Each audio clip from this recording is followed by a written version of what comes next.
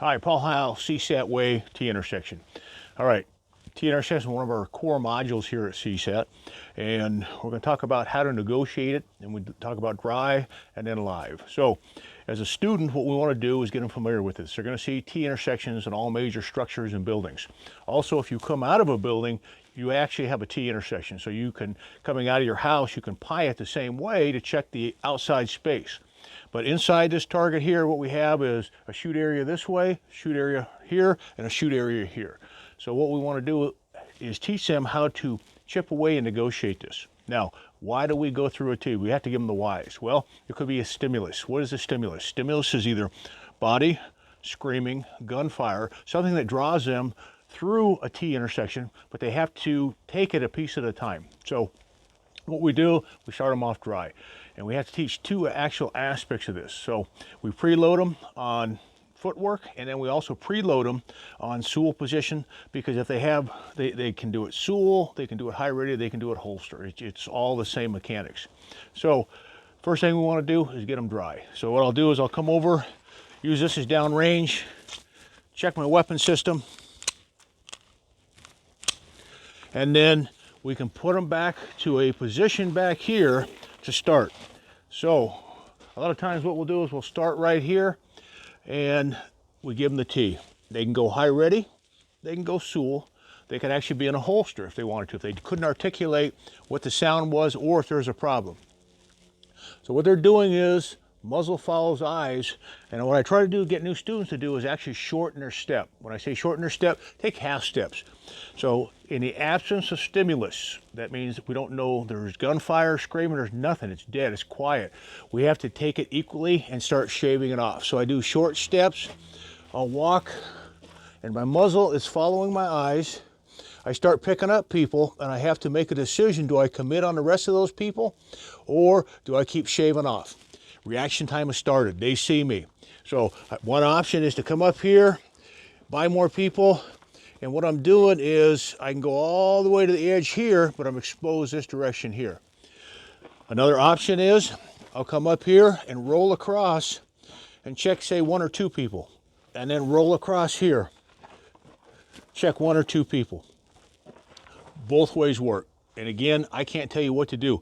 You could have people on one side and no people over here. It can all be different. So you have to treat it accordingly, and it's just a mechanical move. So as I come back and I start pieing, again, you'll notice I take short steps. What I want to do is muzzle, orient it, so if I step on line, I'm in my natural shooting stance.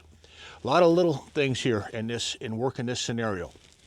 We have to be able to do it daytime, nighttime, flashlights, all that. But we have to get our baseline set right here.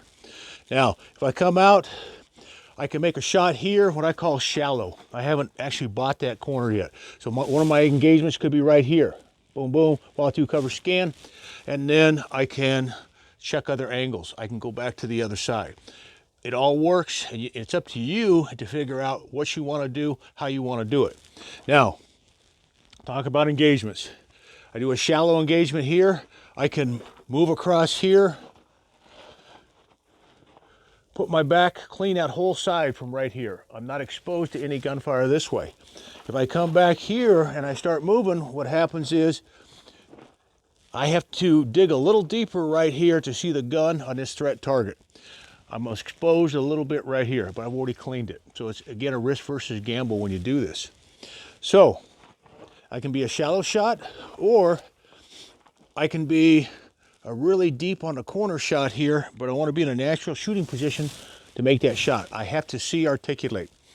Now, if I engage here on one side, I can also do a short step and make a shot here if I need to. What I'm trying to do is take my platform.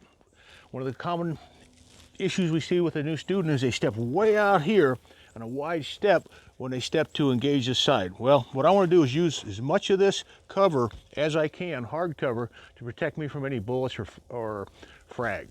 So again, I will do shorter steps, half steps here. What we want to do is run them through dry, just the walking mechanics. Once we get the walking mechanics down, then we can set them up for a shot. What we do is an outside shot first.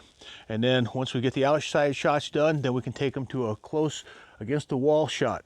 And again, we do discrimination targets, and we can plug in targets here, pictures, so you can see kind of what we're looking at, what I'm seeing, and what kind of data I'm trying to go through. Now what I've got, each side right here is 4 targets. And we're going to go ahead and plug that into the video right here so you can see what I'm looking at and all the information I'm trying to clean. We put props on the different hands, and what happens is we'll have one gun in this whole scenario. When we get advanced, what we'll do is we'll put a police officer with a gun, and what we'll do is I know how your eyes lead. I'll let you pick up the gun, but I want to see if you scan the other side of the belt and the other hand to find the badge before you press the trigger. So a lot of information here at T-Intersection, but you've got to break it down into both walking, weapon manipulation, and we've already set you up for success on a flat range during the surgical movement drill. So we're trying to train you how to walk again. Shorter steps is better. So I hope this tip helps you, and I'll see you on the live fire segment.